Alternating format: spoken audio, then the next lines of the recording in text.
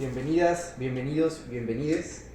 Yo soy Pedro Carrión, estamos aquí en la Comisión Estatal de Derechos Humanos de Michoacán, sede del primer Congreso Internacional sobre Derechos Humanos y Cultura de Paz. Tenemos hoy el agrado y el honor de contar con la presencia del licenciado Maximino Muñoz de la Cruz, quien es presidente de la Comisión de Defensa de los Derechos Humanos para el Estado de Nayarit, y nos place poderlo aquí presentar, tener su presencia. Y quisiéramos, licenciado Maximino, darle la bienvenida y hacerle algunas preguntas en torno a la agenda de pueblos originarios y comunidades indígenas. Bienvenido, licenciado Maximino. Muchas gracias. Kako Reunite y con el Terreya, me revuelto Reunite, papá. Muchas gracias por la invitación. Gracias, presidente. Y para iniciar, quisiéramos preguntarle en torno a, primero, ¿qué avances considera usted que ha habido en México relativos a la garantía de los derechos de los pueblos originarios y comunidades indígenas? Bueno, yo creo que uno de los avances es en temas legislativos. Creo que se ha avanzado mucho en el tema de consagrar los derechos elementales en la Constitución, derivado de los acuerdos y los tratados internacionales, como la Convención 69, la Declaración de la ONU, entre otros, donde se contemplan derechos elementales para la población indígena que ya la misma Constitución prevé en el artículo 2. Y bueno, creo que ese es, desde mi opinión, un avance importante en estos últimos tiempos. Totalmente. Y asimismo, ¿usted detectaría algún retroceso en torno a este mismo reconocimiento y garantía de los derechos de los pueblos originarios? Bueno, considero que el tema de la legislación de pueblos indígenas ha ido en avance. No he detectado yo un retroceso tal cual. Yo creo que falta por poder aterrizar algunas reformas, por ejemplo, en el caso del derecho a la consulta, de esta ley que aún todavía no se aprueba en su totalidad, que creo yo esa parte sí es muy importante y relevante para los pueblos. Este derecho se contempla desde que México ratificó el convenio 169, sin embargo, al momento de hacerlo realidad, no hay un mecanismo como tal para poder llevar a cabo los procesos de consulta. El derecho que tienen los pueblos es que cuando se dé una afectación tanto a sus recursos naturales, a sus formas de organización y políticas públicas que afecten directamente, tienen que llevar a cabo procesos de consulta. Sin embargo, esta ley está actualmente en la Cámara de Diputados, no se ha aprobado en su totalidad, porque pues, ha habido algunas observaciones que se han hecho. Y creo que el que ya se tenga una ley, creo que sería un de gran avance.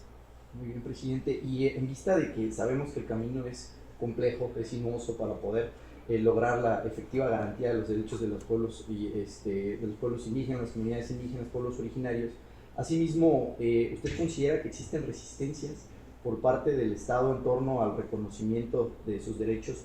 ¿Y cuáles serían estas resistencias en caso de que observarlas? Bueno, uno de los derechos más importantes es el ejercicio de la libre determinación y como consecuencia la autonomía para decidir formas de organización interna,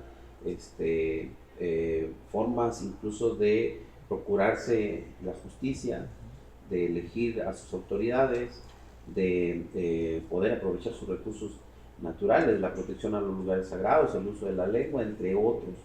Pero el derecho fundamental es el de la libre determinación. Y yo creo que ese es el derecho el cual el Estado ha puesto mucha resistencia. ¿Por qué?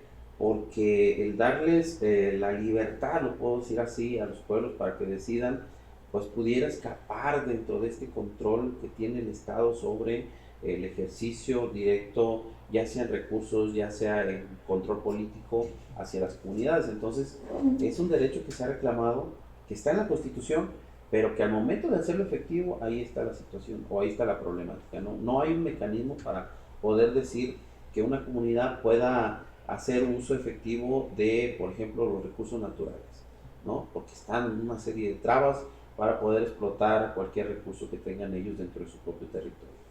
Otro tema ahí es, por ejemplo, el derecho que se tiene para impartir su propia justicia, ¿no? La Constitución te pone ahí un candado que pudiéramos estar o no de acuerdo cuando dice, sí, que impartan su propia justicia, pero que respeten los derechos humanos de mujeres, de personas. Ahí es un candado que te pone la Constitución te digo, podemos estar o no de acuerdo, sin embargo, dentro de la cosmovisión de los pueblos al momento de ejercer su propia justicia es muy diversa a la que nosotros conocemos. Entonces, si ellos avalan ciertos acuerdos que se dan dentro de las asambleas, como puede ser un castigo que a lo mejor visiblemente atenta contra los derechos humanos, pero es un acuerdo que se toma dentro de una asamblea y está bajo un sistema que ellos reconocen propio. Entonces, considero que ahí puede caber un debate entre si es una violación de derecho humano o si es un ejercicio de las comunidades al derecho de impartir su propia justicia. Y te pongo un ejemplo, ¿no? En las comunidades wixárikas se utiliza el cepo. El cepo es un castigo medieval desde hace, bueno, muchos años, pero que se sigue en algunas comunidades ejerciendo, ¿no? Y sin embargo, yo no he tenido conocimiento de que alguien vaya a interponer una queja por ese castigo a alguna comisión de derechos humanos, sobre todo a Jalisco o a Nayarit. Ellos lo reconocen como una forma de su sistema propio de procurar esa armonía en la comunidad, ¿no? Y es una forma de mantener un equilibrio. Muy bien. Y en ese sentido, presidente, ¿qué pendientes hay para fortalecer la protección de los derechos de los pueblos? Yo creo que hay muchos pendientes. El Estado aún le falta aterrizar, como lo comenté hace un momento, todos estos derechos que ya contempla no solo la Constitución, los tratados internacionales. Yo creo que hace falta establecer los mecanismos para hacerlos efectivos, ¿no? Un ejemplo, la Constitución nos dice que yo puedo hacer uso del derecho en mi lengua, que yo puedo hablar en este lugar, que puedo pedir, hacer una solicitud de petición a una autoridad en mi lengua. Sin embargo, si yo pidiera aquí a la Comisión de Michoacán o presentara una queja en mi lengua, yo creo que no hay el mecanismo para la atención, ¿no? O sea, no sé si tengan traductores aquí, no sé si tengan abogados indígenas, no sé si tengan la expertise para poder atender un ejercicio de esta naturaleza, ¿no? Otro, por ejemplo, es que nosotros, como dentro de nuestras cosmovisiones, podamos tener o reproducir nuestra cultura en ciertos lugares, ¿no? Por ejemplo, los lugares sagrados en los cuales nosotros nos hemos metido mucho en la defensa por las amenazas que tienen de las mineras, de las empresas turísticas, entre otras cosas, ¿no? Ahí también pues es un ejercicio de mi cultura, es un ejercicio de mi espiritualidad. Sin embargo, esto choca con algunos intereses del Estado en ciertos lugares, ¿no? Entre otras cosas, yo creo que sí faltan muchos mecanismos por hacer valer. Uno de ellos, hace rato lo comenté en mi participación, el de cómo yo puedo pedir al Estado una reparación por una injusticia histórica. A ver, los pueblos indígenas hemos padecido injusticias históricas a lo largo de los años, desde la conquista, por las imposiciones de las políticas, por ese despojo de nuestra cultura. Por ejemplo, hay pueblos que ya no hablan la lengua, que ya no visten. Es un despojo que se les dio. En las primeras instituciones de atención a pueblos indígenas, allá por los años 40, 48, se buscó que el indígena se dejara de ser indígena porque era un problema para México. Y así se llamó el problema indígena. Entonces se crearon estas instituciones para buscar que el indígena ya no fuera. Eso es un daño que se les ocasionó a los pueblos, ¿verdad? Se les despojó de su identidad. Ahora, ¿cómo hacemos para reparar ese daño? ¿Cómo puedo yo reclamar? Si yo no hablo mi lengua, si yo no uso mi ropa, ¿qué le puedo pedir? ¿Cómo le puedo pedir al Estado una reparación? ¿Puedo?